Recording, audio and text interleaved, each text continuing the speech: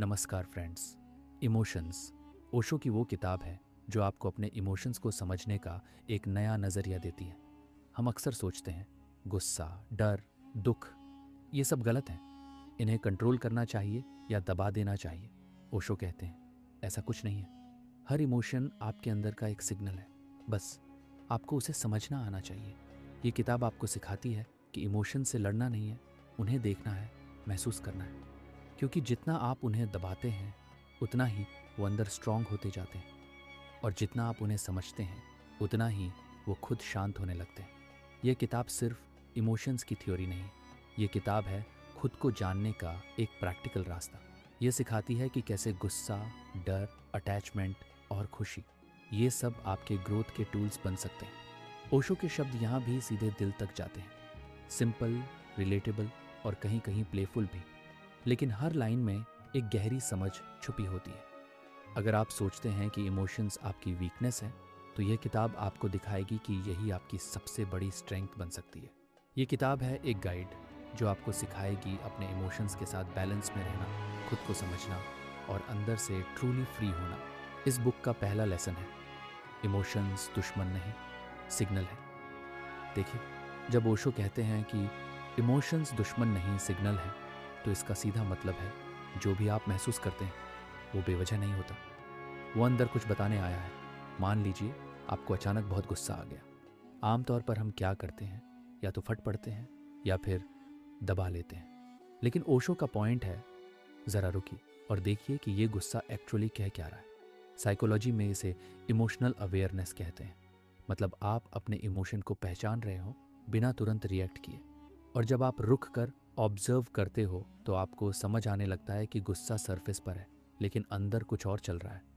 जैसे एक real situation ले लीजिए, आप ऑफिस में काम कर रहे हैं और आपका बॉस सबके सामने आपको डांट देता है, आपको बहुत गुस्सा आता है। अब अगर आप ध्यान से देखेंगे तो शायद गुस्से के पीछे हर्ट या फीलिंग ऑफ डिसरिस्पेक्ट है। साइकोलॉजी में इसे प्राइमरी वर्सेस सेकेंडरी इमोशन कहते हैं। गुस्सा अक्सर सेकेंडरी होता है, असली इमोशन अंदर होता है, जैसे हर्ट, शेम या इनसिक्योरिटी। अगर आप सिर्फ गुस्से पर रिएक्ट करोगे तो आप शायद लड़ पड़ोगे या मन खराब कर लोगे।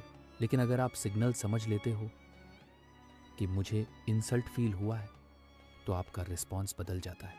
अब प्रैक्टिकल तरीके से कैसे अप्लाई करें, वो भी इसी एग्जाम्पल से समझिए। मान लीजिए उसी समय आप खुद से धीरे से बोलते हो, ठीक है मुझे गुस्सा आ रहा है, पर असल में मुझे बुरा लगा है। ये जो आप खुद से बात कर रहे हो, इसे साइकोलॉजी में लेबलिंग इमोशन कहते हैं, यानी इमोशन को नाम देना। इससे इमोशन की इंटेंसिटी अपने आप कम हो जाती है। फिर आप क्या कर सकते हो, आप उसी दिन रिएक्ट करने की जगह थोड़ा टाइम लेते हो और बाद में काल्मली बॉस से बात करते हो। सर, जब आपने सबके सामने कहा मुझे थोड़ा ऑकवर्ड फील हुआ। अब देखिए, यहाँ आप रिएक्ट नहीं कर रहे बल्कि समझ कर रिस्पॉन्ड कर रहे हो। यही इमोशनल इंटेलिजेंस है। कभी कभी आपको बिना वजह एंग्जाइटी होती है, दिल तेज धड़कता है, आप सोचते हो क्या हो गया मुझे। लेकिन अगर इसे सिग्नल मानोगे तो शायद आपको पता चलेगा कि आप फ्यूचर को लेकर ओवरथिंक कर रहे हो। कमेंट करके ज़रूर बताइए वीडियो कैसी लगी। इस बुक का दूसरा लेसन है माइंड नहीं, अवेयरनेस ज़रूरी है। जब ओशो कहते हैं माइंड नहीं, अवेयरनेस ज़रूरी है, तो वो बेसिकली ये कह रहे हैं कि प्रॉब्लम हमारा माइंड नहीं है। प्रॉब्लम ये है कि हम माइंड के कंट्रोल में जी रहे होते हैं। माइंड का काम है सोचना, वो हर वक्त कुछ ना कुछ बोलता रहता है। ये सही है, ये गलत है, वो ऐसा क्यों बोला, कल क्या होगा, और हम बिना सोचे समझे उसकी हर बात को सच मान लेते हैं। यहीं से कन्फ्यूजन, स्ट्रेस, ओवरथिंकिंग शुरू होता है। अब अवेयरनेस क्या है? अवेयरनेस का मतलब है आप माइंड को देख पा रहे हो लेकिन उसमें खो नहीं रहे। साइकोलॉजी में इसे मेटाकॉग्निशन कहते हैं, यानी थिंकिंग अबाउट योर थिंकिंग। मतलब आप सिर्फ सोच नहीं रहे बल्कि ये भी देख रहे हो कि आप क्या सोच रहे हो।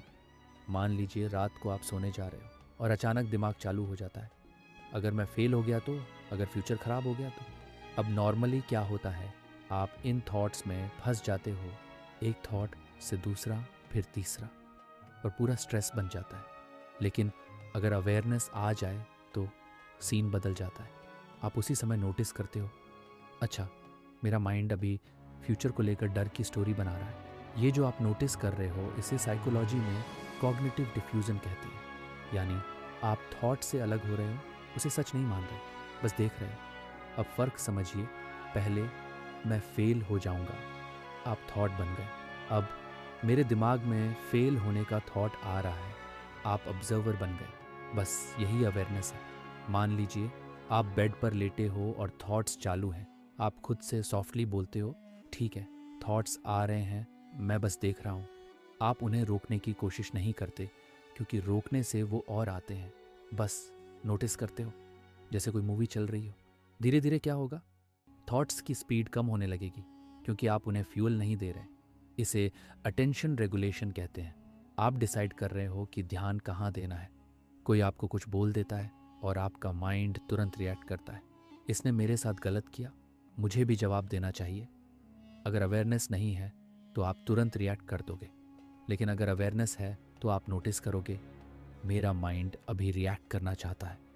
बस ये नोटिस करना ही आपको एक छोटा सा गैप देता है। साइकोलॉजी में इसे रिस्पॉन्स गैप कहते हैं। स्टिमुलस जो हुआ और रिस्पॉन्स आप क्या करते हो के बीच का छोटा सा स्पेस, और इसी गैप में आपकी फ्रीडम है। अब आप चूज कर सकते हो, रिएक्ट करना है या काल्मली रिस्पॉन्ड करना है। धीरे धीरे जब आप अवेयरनेस में जीना शुरू करते हो तो माइंड आपका सर्वेंट बन जाता है, मास्टर नहीं। बस एक छोटा सा प्रैक्टिस रखिए, दिन में 2 से 3 बार रुककर चेक करिए, अभी मेरे माइंड में क्या चल रहा है। कोई बड़ा एफर्ट नहीं चाहिए, बस थोड़ा सा ऑब्जर्व करना है। और ऑनेस्टली यहीं से लाइफ धीरे धीरे हल्की लगने लगती है। अगर आपको ये समरी अच्छी लग रही है तो वीडियो को लाइक, शेयर एंड सब्सक्राइब ज़रूर करें। इस बुक का तीसरा लेसन है attachment is equal to pain. देखिए, जब ओशो कहते हैं अटैचमेंट बराबर पेन, तो वो ये नहीं कह रहे कि प्यार मत करो, वो ये कह रहे हैं कि प्यार और अटैचमेंट अलग चीज़ है।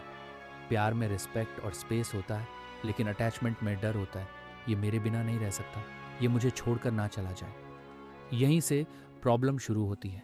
आप किसी को बहुत पसंद करते हो, रिलेशनशिप में हो, शुरुआत में सब अच्छा लगता है, लेकिन धीरे धीरे आप उस इंसान पर इमोशनली डिपेंड हो जाते हो। अब अगर वो रिप्लाई लेट कर दे तो माइंड तुरंत बोलता है, किससे बात कर रहा होगा, अब इंटरेस्ट कम हो गया क्या। ये जो अंदर बेचैनी होती है, इसे साइकोलॉजी में इमोशनल डिपेंडेंसी कहते हैं, यानी आपकी खुशी अब किसी और के बिहेवियर पर डिपेंड हो गई है। अब यहाँ अटैचमेंट क्या कर रहा है, वो आपको अंदर से इनसिक्योर बना रहा है। असल में अटैचमेंट के पीछे एक हिडन डर होता है। इसे साइकोलॉजी में फियर ऑफ अबेंडनमेंट कहते हैं, यानी मुझे छोड़ दिया जाएगा का डर। अब प्रॉब्लम ये है कि जैसे जैसे ये डर बढ़ता है, आप और क्लिंगी हो जाते हो। बार बार चेक करना, ज़्यादा एक्सपेक्टेशन रखना, ओवर थिंकिंग करना। और फनी बात ये है, जितना आप पकड़ने की कोशिश करते हो, सामने वाला उतना दूर जाने लगता है। अब अगर इसी सिचुएशन में थोड़ा अवेयरनेस आ जाए तो चीज़ें बदल सकती हैं। मान लीजिए आपको फील हो रहा है कि आप ओवर अटैच हो रहे हो। आप खुद से ऑनेस्टली बोलते हो, ठीक है, मुझे इस इंसान की ज़रूरत महसूस हो रही है, लेकिन मेरी पूरी हैप्पीनेस इस पर डिपेंड नहीं होनी चाहिए। ये जो आप खुद को रिमाइंड कर रहे हो, इसे साइकोलॉजी में सेल्फ रेगुलेशन कहते हैं, यानी आप अपने इमोशंस को बैलेंस कर रहे हो इंस्टेड ऑफ ब्लाइंडली फॉलो करने के। अब प्रैक्टिकल लेवल पर क्या कर सकते हो, आप अपना फोकस थोड़ा शिफ्ट करते हो, जैसे अपने काम पर ध्यान देना, अपने दोस्तों से मिलना, अपने इंटरेस्ट पर टाइम देना। इसका मतलब ये नहीं कि आप उस इंसान को इग्नोर कर रहे हो, बस आप अपनी आइडेंटिटी वापस ले रहे हो। अगर आपको ये समरी अच्छी लग रही है तो वीडियो को लाइक, शेयर एंड सब्सक्राइब ज़रूर करें। इस बुक का चौथा लेसन है दबाओ मत, फ्लो होने दो। देखिए, जब ओशो कहते हैं दबाओ मत, फ्लो होने दो, तो उनका मतलब ये है कि इमोशंस को अंदर दबा कर रखने से वो ख़त्म नहीं होते, बस अंदर जमा होते रहते हैं और बाद में ज़्यादा ज़ोर से बाहर आते हैं। हम बचपन से यही सीखते आए हैं, रोना मत, गुस्सा मत करो, स्ट्रांग बनो। तो हम क्या करते हैं, जो भी फील हो रहा होता है उसे अंदर ही पुश कर देते हैं। लेकिन साइकोलॉजी में इसे इमोशनल सप्रेशन कहते हैं, यानी इमोशन को दबाना। और ये शॉर्ट टर्म में ठीक लगता है, लेकिन लॉन्ग टर्म में एंग्जाइटी, स्ट्रेस और फ्रस्ट्रेशन बढ़ा देता है।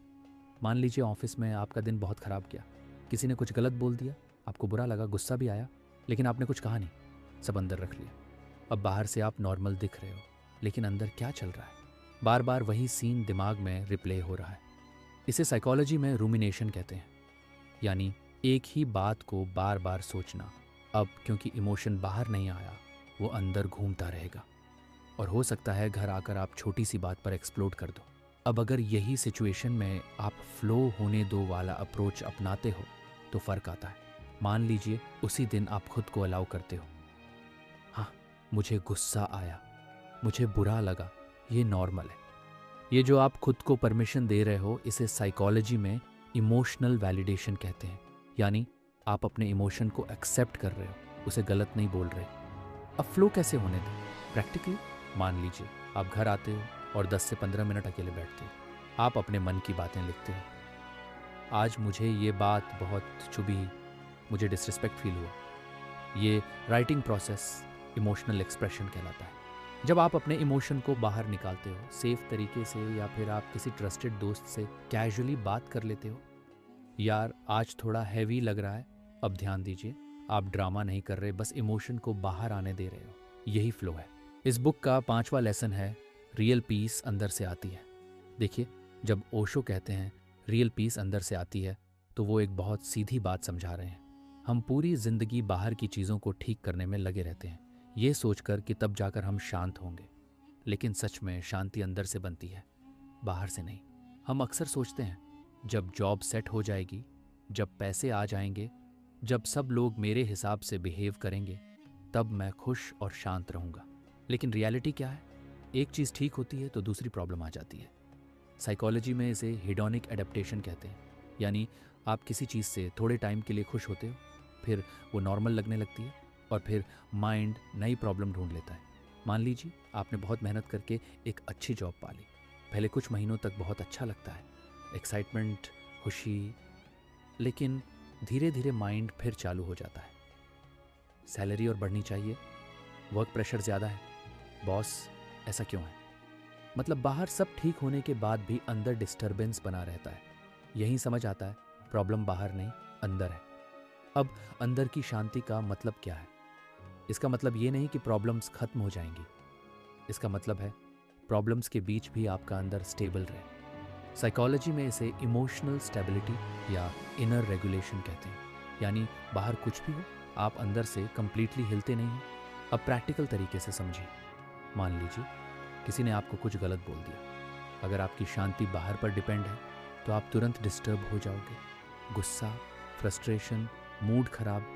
लेकिन अगर थोड़ी अवेयरनेस है तो आप नोटिस करोगे, ठीक है इसने कुछ कहा, लेकिन मुझे डिसाइड करना है कि मैं अंदर से डिस्टर्ब होना चाहता हूं या नहीं। ये जो चॉइस है, इसे साइकोलॉजी में लोकस ऑफ कंट्रोल कहते हैं।